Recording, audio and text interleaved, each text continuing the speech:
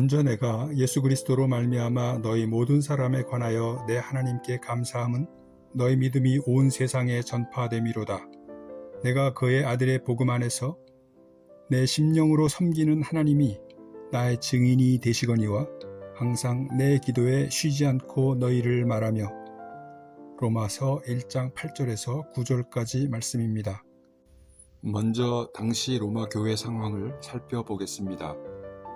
사도행전 2장을 보면 성령 강림했던 오순절에 예루살렘에서 베드로가 예수가 그리스도임을 증거하는 설교를 하자 세계 각국에서 이곳에 모여든 경건한 유대인들이 회개하고 세례를 받았는데 그날 신도의 수가 3,000명이 되었다는 기록이 있습니다. 그때 경건한 유대인들의 일부가 로마로 돌아가 유대인의 회당 모임에서 예수가 그리스도임을 전파하며 그리스도인들은 유대인의 회당에서 추방되었고 자연스럽게 유대교와 기독교가 분리되면서 로마 교회가 시작되었던 것 같습니다. 경건한 유대인들로 인해 복음이 확산되면서 유대 공동체 내부는 물론 유대 기독교인과 비유대 기독교인들 사이에도 갈등과 충돌이 발생했고 급기야 큰 소동이 일어납니다. 당시 로마 황제 클라우디우스는 로마 내 사회적 정치적 불안을 감지하게 되었고 유대인과 유대 기독교인들에게 집회 금지령을 내렸습니다. 별 효과가 없자 이들에게 추방 명령을 내리게 됩니다.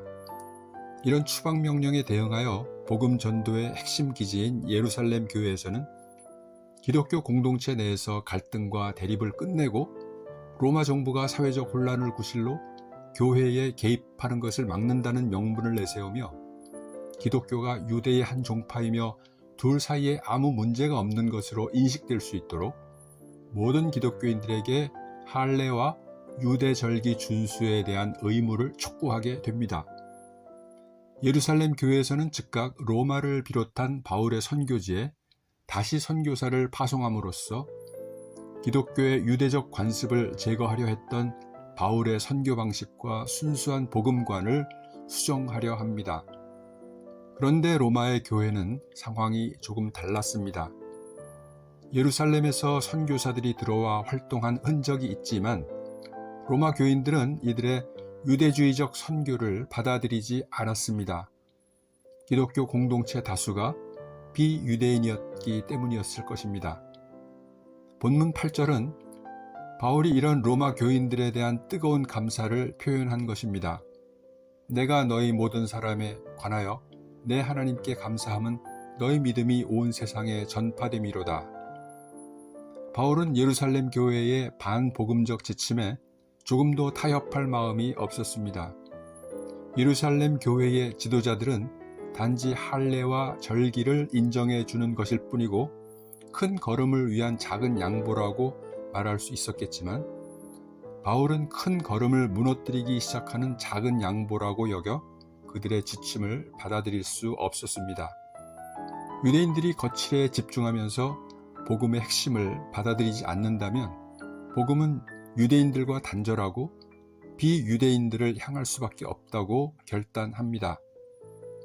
9절 말씀에서 바울은 기도할 때마다 항상 로마 교회의 성도들을 생각했고 그것을 하나님도 아신다고 했는데 하나님을 증인으로 내세우며 유대주의적 선교를 이겨낸 로마 교회 성도들에 대한 사랑을 표현한 것입니다.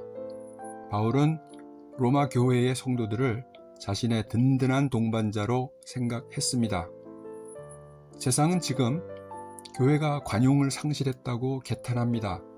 그런데 사실은 세상이 참과 거짓을 분별할 수 있는 능력을 상실했다는 안타까운 고백에 지나지 않습니다.